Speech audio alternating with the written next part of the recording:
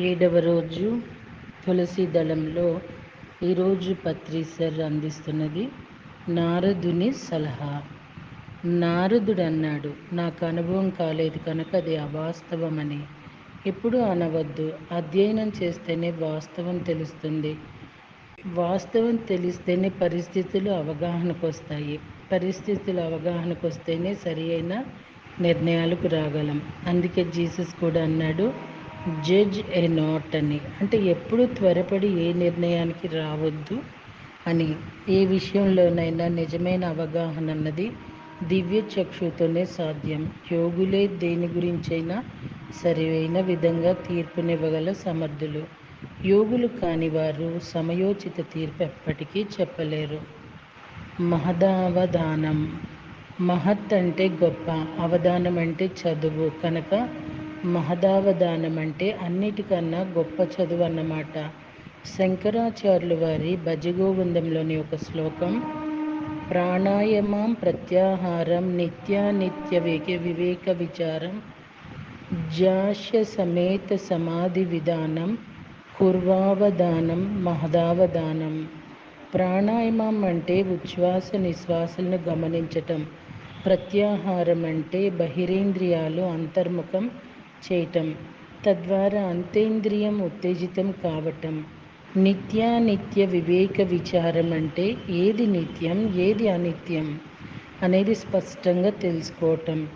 జపం అంటే అభ్యాసం, తిరిగి తిరిగి అదే పని చేయటం అన్నమాట.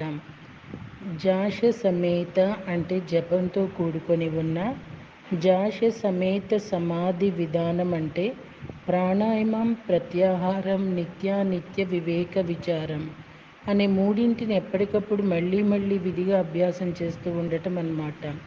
అదే సమాధి విధానం అంటే సమాధి స్థితికి దారి. కురు అవధానం అంటే ఈ చదువు అని. యోగ విద్యే బ్రహ్మ విద్యే అన్నిటికన్నా గొప్ప చదువు అంటే మహదావధానం. తర్వాత వచ్చి తాపత్రయం. తాపం అంటే దుఃఖం, త్రయం అంటే మూడు. త్రివిధ దుఃఖాలే తాపత్రయం. తాపాలు మూడు రకాలు. ఆధ్యాత్మిక తాపం, మనలోని కామక్రోధ లోభ మోహ మదమాత్సర్యాలనబడే అరిషడ్ వర్గాల వలన మనకు కలిగే బాధల్నే ఆధ్యాత్మిక తాపాలు అంటాం.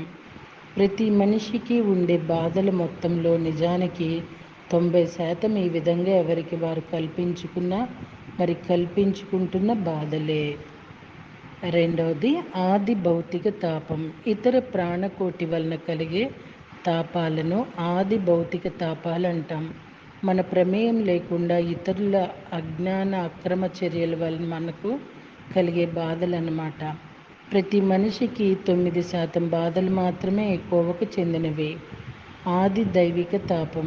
ప్రకృతి సహజమైన మార్పుల వలన కలిగే తాపాలను ఆది దైవిక తాపాలు అంటాం.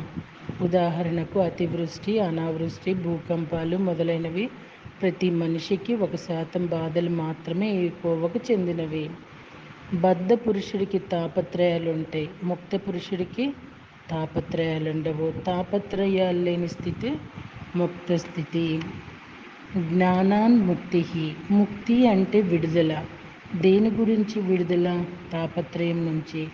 కపిల మహాముని చెప్పిన సాంఖ్య సూత్రం ఇది. త్రివిధ దుఃఖం అత్యంత నివృత్తి రవ్యంత పురుషార్థాః. త్రివిధ దుఃఖాలే తాపత్రయాలు. ఈ మూడు రకాల దుఃఖాల నుంచి పూర్తిగా విడివడటమే అత్యంత ముఖ్యమైన పురుషార్థం, అంటే మోక్షం, ముక్తి అన్నమాట. కపిల మహాముని ఇంకా ఇలా అన్నారు, జ్ఞానాన్ముక్తి అని అంటే జ్ఞానం వల్లనే ముక్తి వస్తుంది, అన్యదా శరణం నాస్తి. తాపత్రయ రహిత స్థితే ముక్తి.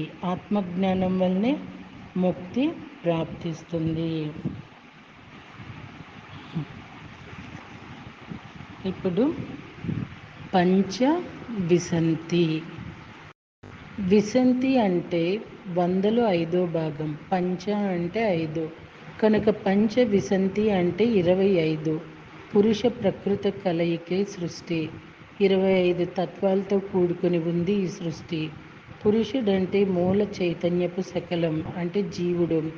అంటే జీవాత్మ లేక అంశాత్మ అన్నమాట. పురుషుడి యొక్క సంఖ్య 1. 24 తత్వాలతో కూడుకొని ఉన్నది ప్రకృతి. ప్రకృతిలో ప్రవేశిస్తూ జీవుడు 3 తొడుగుల్ని ధరిస్తాడు. అవి కారణ శరీరం, సూక్ష్మ శరీరం, స్థూల శరీరం. కారణ శరీరం యొక్క సంఖ్య 2. అవి చిత్త ప్లస్ అహంకారం. సూక్ష్మ శరీరం యొక్క సంఖ్య 17. అవి పంచ తన్మాత్రాలు ప్లస్ పంచ జ్ఞానేంద్రియాలు ప్లస్ పంచ కర్మేంద్రియాలు ప్లస్ మనస్సు ప్లస్ బుద్ధి. తన్మాత్రాలు అన్నవి పంచ మహాభూతాల యొక్క సూక్ష్మ రూపాలు. స్థూల శరీరం యొక్క సంఖ్య 5.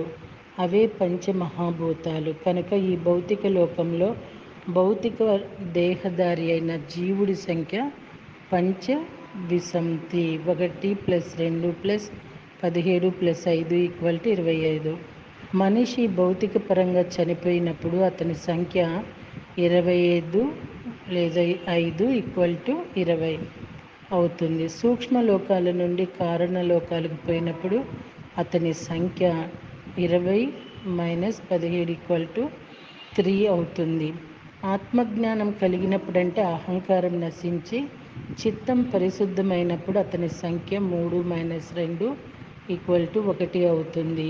ఇప్పుడు ఇక హాయిగా అద్వైతంగా పురుషోత్తముడిగా పరమాత్ముడిగా శాశ్వతంగా వెలసిల్లుతాడు. ఇదే కపిల మహాముని ప్రణీత సంఖ్యాయోగ సారాంశం. తీర్థయాత్ర తరించటం. జనులు దేనివల్ల తరిస్తారో అదే తీర్థం.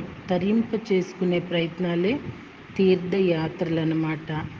జనాః ఐస్తరంతి తాని తీర్థాని అన్నారు స్వామి దయానంద సరస్వతి.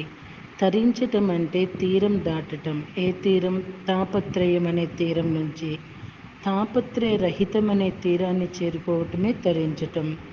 ధమ్మపదంలో బుద్ధుడు ఇలా చెప్పాడు: అప్కాతే మనసేసూయే జనా పరగామినో ఆదాయం ఇతరా పజ తీరమేవాను దవాతి.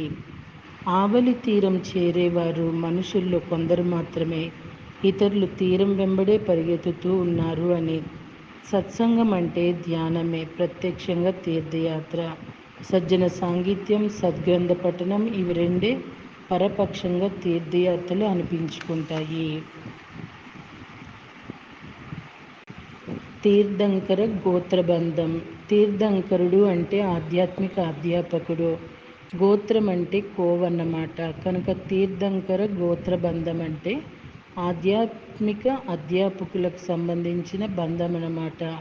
అంతా నేర్చుకున్న తర్వాత చివరిగా ఇతరులకు నేర్పించడానికి మళ్ళీ పుడతాం. అంటే మనం స్వయంగా ముక్త పురుషులమైన ముక్తి గురించి ఇతరులకు నేర్పించవలసిన ధర్మం, కర్తవ్యం అన్నవి ఇంకా మిగిలే ఉంటాయి. అదే తీర్థంకర గోత్రబంధం. ప్రతి యోగి తాను గురువైన తర్వాత మిగిలిన వారిని కూడా గురువులుగా తీర్చిదిద్దటానికి కంకణం కట్టుకుంటాడు. అలా కొందరినైనా గురువులుగా తయారు చేయగలిగినప్పుడు తీర్థంకర గోత్రబంధం నుంచి విముక్తుడయ్యాడన్నమాట. తీర్థంకర గోత్రబంధం నుంచి విడిపడినప్పుడే జన్మరాహిత్య పదవి సిద్ధిస్తుంది. ఇంక తిరిగి ఈ భూలోకంలోకి రానవసరం ఉండదు. ధీరులు. శిరా యుజంతి కావయో యుగా వితన్వతే పృథక్ ధీరా దేయుషు సుమ్నాయ. యజుర్వేదం 12:67. కవాయ విద్వాంస క్రాంత దర్శన క్రాంత ప్రజ్ఞావాహ ధీరా ధ్యానవంతో యోగినః పృథక్ విభాగేన శిరః యోగాభ్యాసోపాసనార్థం నాడిర్ యుజంతి అర్థాత్ తాసు పరమాత్మన జ్ఞాతు మధ్యస్థాని తద్ యుగాని యోగయుక్తాని కర్మాణి వితన్వతే విస్తరయంతి యా ఏవం కుర్వంతి తే దేవేషు విద్వత్సు యోగిషు సుమ్నాయ సుఖేనైన స్థిత్వా పరమానందం యుజంతి ప్రాప్నువంతే త్యర్థః దయానంద వాక్యం. విద్వాంసులు, యోగులు, ధ్యానులు అయిన వారు భిన్న భిన్న నాడులను ఉపాసనా యోగం కోసం ఉపయోగిస్తారు. పరమాత్మ సాక్షాత్ కోసం ఉపాసనా యోగాన్ని అభ్యసిస్తారు. యోగాన్ని నిరంతరం విస్తరింపచేస్తారు. యోగాభ్యాసులతో ప్రశంసలు పొంది పరమానంద భరితులవుతారు. పండిత్ గోపదేవ్ ఆధారంగా యజుర్వేద ప్రకారం యోగాభ్యాసం స్వంతంగా చేస్తూ అందరి చేత చేయిస్తూ ఉండేవారే నిజమైన ధీరులు. మహావాక్యాలు. ఈ క్రింద ఉపనిషత్ వాక్యాలను మహావాక్యాలు అంటాము. ప్రజ్ఞానం బ్రహ్మ. ప్రజ్ఞానం అంటే పరిపూర్ణ జ్ఞానం. మూల చైతన్య అవగాహనే పరిపూర్ణ జ్ఞానం. ప్రజ్ఞానమే బ్రహ్మ అనబడుతుంది. అహం బ్రహ్మాస్మి. నేను అనే పదార్థమే ఆ ప్రజ్ఞానం. నేను అన్నదే ఆ మూల చైతన్యం, ఆ విశ్వాత్మ, ఆ బ్రహ్మ. అయం ఆత్మ బ్రహ్మ. ఈ నా ఆత్మే ఆ విశ్వాత్మై ఉంది. తత్వమసి. నువ్వు కూడా అదే. ఆ విశ్వాత్మే, ఆ ప్రజ్ఞానమే. సర్వం కల్విదం బ్రహ్మ. ఈ ఉన్నదంతా ఆ విశ్వాత్మమయమే, ఆ ప్రజ్ఞానమే, ఆ బ్రహ్మమే. ద్రష్టలైన ఋషులు తమ ధ్యాననిష్టలు తాము తెలుసుకున్న అనుభవాలన్నిటినీ క్రోడీకరించి అర్థం చేసుకొని చెప్పిన అఖండ సత్య సూత్రాలివి. వృద్ధుడు.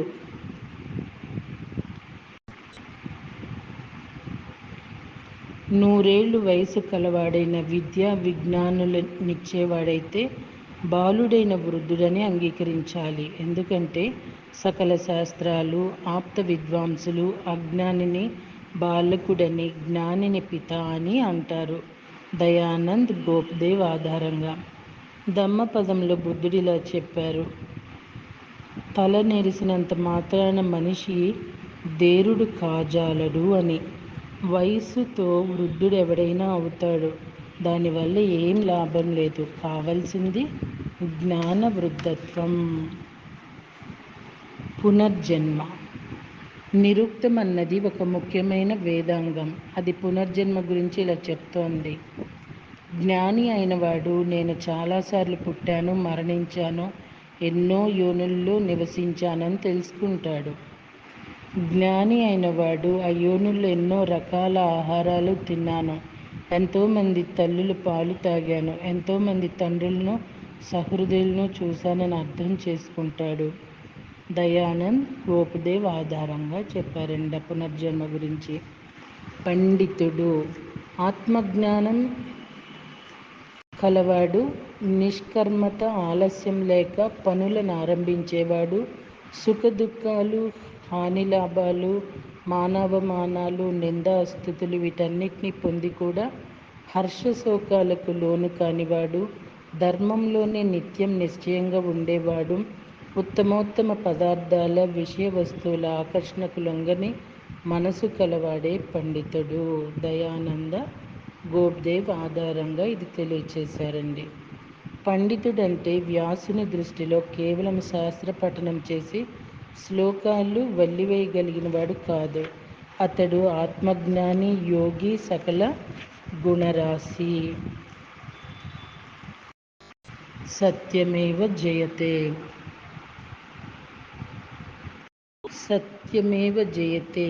సత్యం అంటే ఆత్మ మాత్రమే జయిస్తుంది. నిత్యమైనదే సత్యం, నిత్యం కానిది అసత్యం. నానృత్వం. అనాత్మ ఎప్పుడు జయించదు. సత్యేన దేవయానః. ఆత్మజ్ఞానం చేతనే ఊర్ధ్వలోక ప్రాప్తి. పందా వితతః.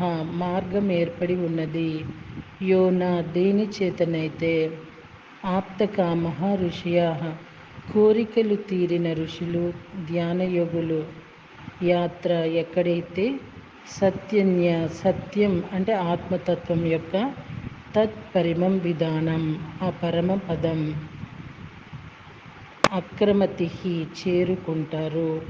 కోరికలన్నీ తీరిన ఋషులు ధ్యాన మార్గం ద్వారానే సత్యనిలయమైన పరమపదాన్ని చేరుకుంటారు, దేవయానం చేస్తారు.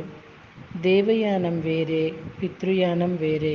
ఆత్మజ్ఞానం ద్వారా ఊర్ధ్వలోక ప్రాప్తి లభిస్తుంది. ఆత్మజ్ఞానం లేకపోతే లభించేది కేవలం పితృయానమే. దానివల్ల పునరపి జననమే. మళ్ళీ రేపటి రోజున ఆత్మ దృశ్యతే సూక్ష్మ దర్శిభి అనేది స్టార్ట్ చేద్దామా అండి. ధన్యోస్మి.